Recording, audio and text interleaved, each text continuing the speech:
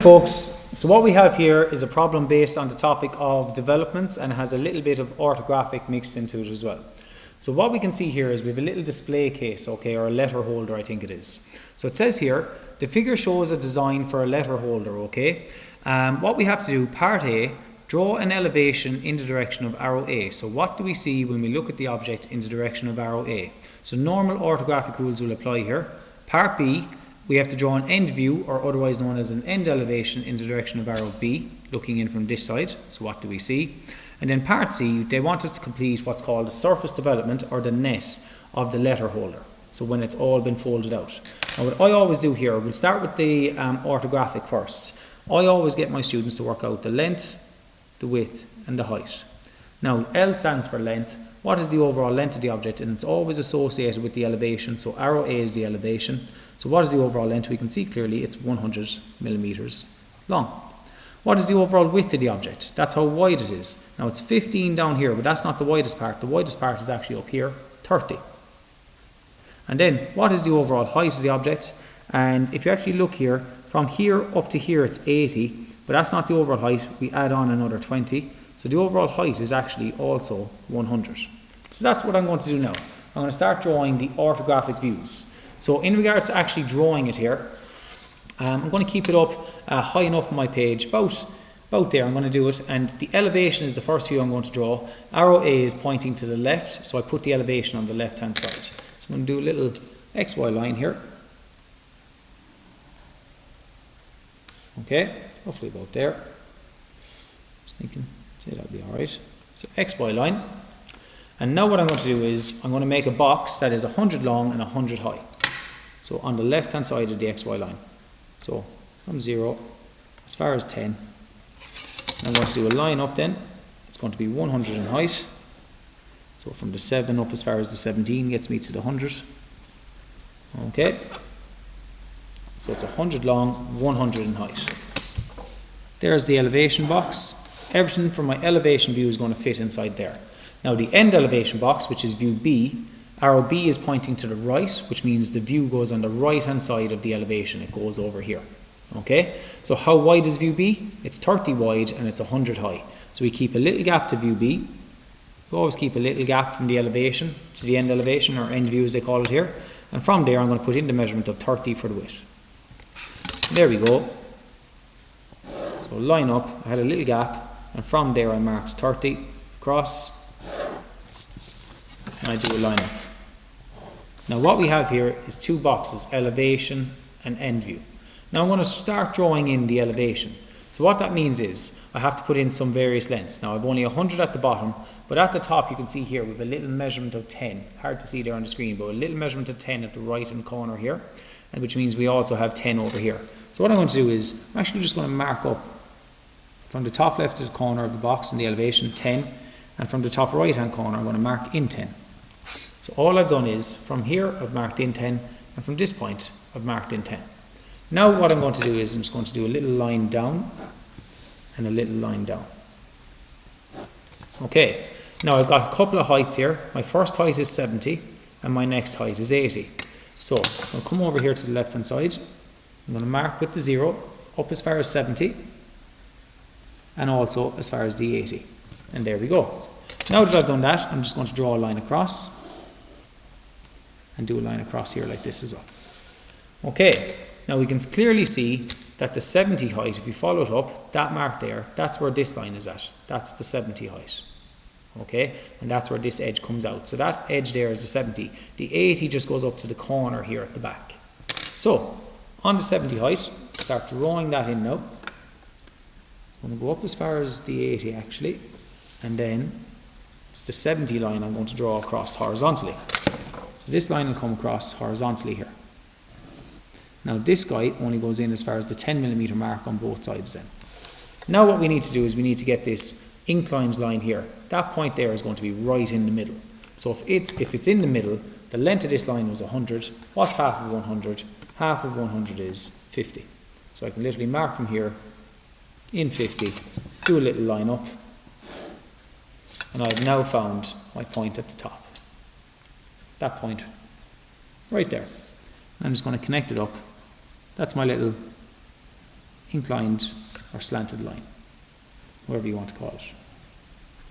So there is the elevation drawn, because all we see is the front surface here, and we can see a bit of the back surface as well. Now I need to draw in what I see at the side, and I'm going to see this surface here. Okay, so what do I do here? Down at the bottom left hand corner I have a little measurement to do there of 15. So in this view here, bottom left hand corner I'm going to measure in 15. So I've got that mark. Now that line then connects up to here.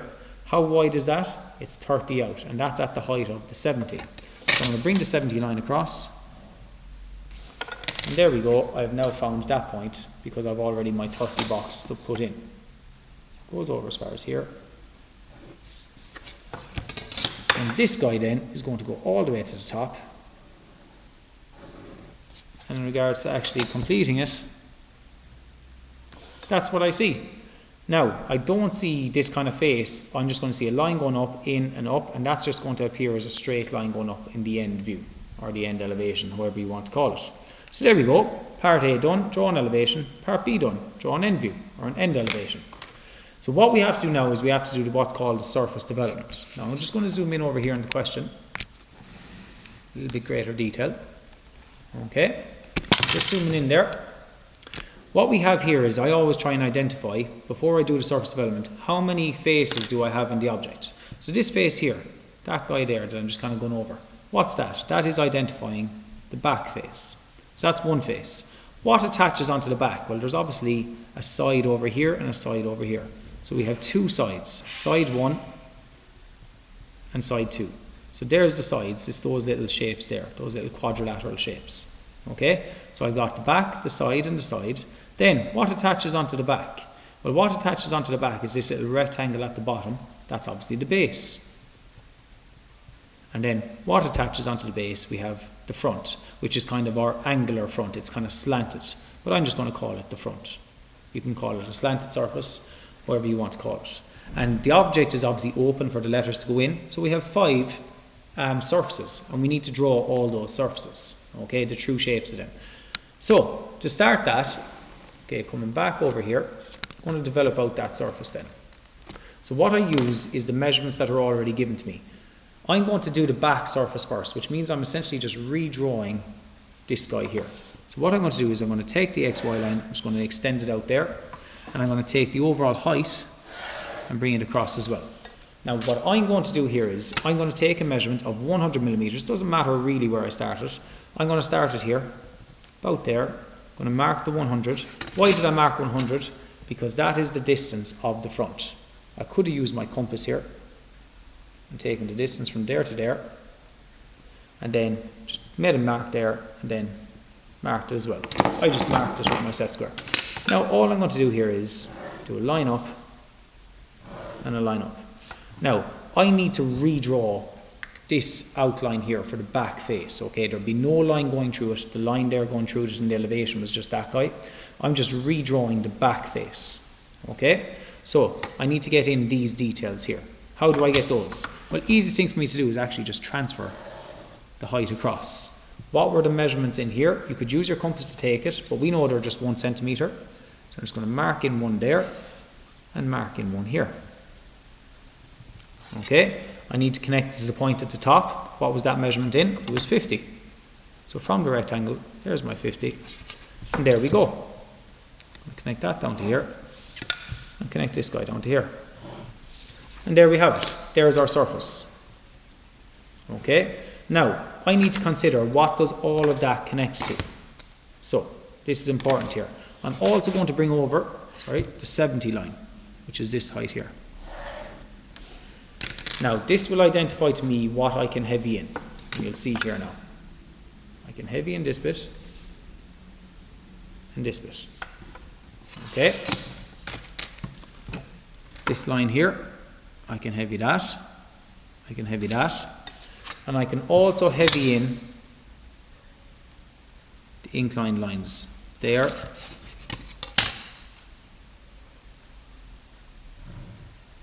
And there. Okay, so now that I've got the inclined lines, okay, what attaches onto it? The back. Well, the side attaches on, and it's going to attach on here. So when I'm drawing in the side, because it attaches onto it, I have to put in these kind of dotted lines, which are called fold lines. There'll be another side attached on here. So I'd have another dotted line over there. And what attaches on down here at the bottom? Well, the base. So anywhere that the surface would attach onto the back, this is the back. Okay, I've got the back face, but anywhere a surface attaches onto it, I would then have to put in a dotted line. Now, imagine you have the side here. The side would fold down flat, and it will also be here, and it will fold down flat. So how do I get the side? It's this essentially shape here. I want to get that guy. So all I need is the true width here at the bottom, which is 15. I'm going to mark that. I'm going to take that in my compass, and I'm going to mark it out on both sides. 15 there, and from this point here, 15. So I've done that here and here. Now what I need to do is it joins up here, okay, with a kind of an inclined line once again. What's that distance? That's 30. So I'll take the measurement here because that's a true width. I'm going to take that distance and mark it out here. I need to mark it out here, so I need to just extend my line a little bit further there. And there we go. Now, there's my sides. I can actually draw in these guys nice and heavy. Right, keep going over that there.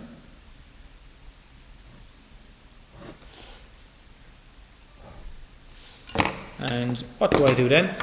All I'm going to do is connect this guy here, down to here, and there. Now I've got side 1 and side 2 attached onto it. So I have the back done, I have the side 1 and side 2. Okay, so we've done a lot of the hard work. What are we missing? The next thing that actually attaches onto them is the base. And I'm going to attach the base onto the back. So it's going to be a little rectangle here. Imagine the base was like this and it was folded down flat. What is the distance for the base? It's obviously 15. Now, you could either do a line down and measure 15, but the base would actually have to also attach onto the side. So it's actually this measurement here, just rotate it down. Okay? I could also come over here and take it again like this, because that's the width of the base like that, the 15, which is the same width as these guys, and they'll just rotate around like that. Now that I've got the base, it's simply a case, draw a line over, but once again, I'm not finished at the base. I have to put in another fold line here, because what attaches onto the base? The front, or the slanted surface, however you want to call it. So there we go. Now I've got the base, and you can see that this distance here is the same as this distance, because they would match together. Now the bit that I'm missing then is the front. So this will come down and it's going to attach onto the base. How do I get the true distance for the front? Well, the front is this surface here. It's not this height. Very important, there's a difference. That is not the true height. This is actually the true distance. So you take it off of the slanted surface here. So I take that guy there, that little measurement from there to there, and then I come down here and I mark it. And there we go. Almost done there now. And that there is our development. And I've got my front. Base done, front done. So there you have it, folks. That there is another development question. Hope you found that helpful. That's the question done.